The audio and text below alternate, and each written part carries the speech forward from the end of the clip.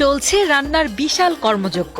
কেউ মাংস আর ভাত রান্না করছেন, কেউ বাসন পরিষ্কারে ব্যস্ত সময় পার করছেন। এই কর্মযজ্ঞে সবার একটাই লক্ষ্য, আত্মার শুদ্ধি, দয়ালের প্রাপ্তি আর মনের প্রশান্তি।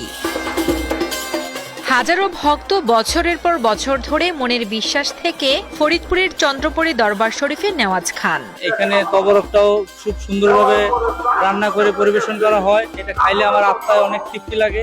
এটা একটা নিয়ামতপূর্ণ যে তবরক, আমি শুনছি আল্লাহর ওলিদের দরবারে যে তবরক তৈরি করা হয়, এটা খেলে অনেক আল্লাহর তরফ থেকে অনেক রহমত বা নিয়ামত পাওয়া যায়। ফরিদপুর সদর উপজেলার 10,000 গ্রামের শাহ সুফি সৈয়দ আবুল ফজল সুলতান আহমদ শাহ চন্দ্রপুরীর জন্মদিন ও মৃত্যুবার্ষিকী উপলক্ষে প্রতি বছর চন্দ্রপুরী দরবারে আয়োজন করা হয় বিশাল খাবারের।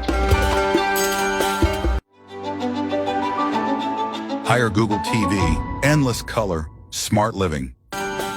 দেশের বিভিন্ন প্রান্ত থেকে লাখ লাখ ভক্ত বস্তা ভরে চাল, ডাল, সবজি, গোস্ত সহ নানা খাদ্যদ্রব্য নিয়ে আসেন এই দরবারে।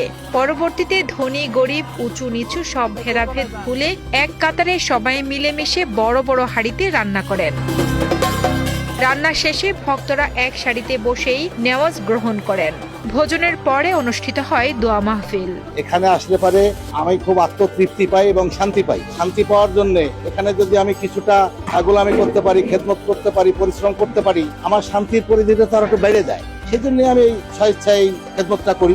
এভাবেই হাজারো ভক্ত চন্দ্রপুরী দরবার শরীফে এসে বিনা পরিশ্রমে পাকশালায় কাজে লেগে যায়। পরিবার বা পরিচিতদের কাছ থেকে শুনে এখানে আসেন তারা।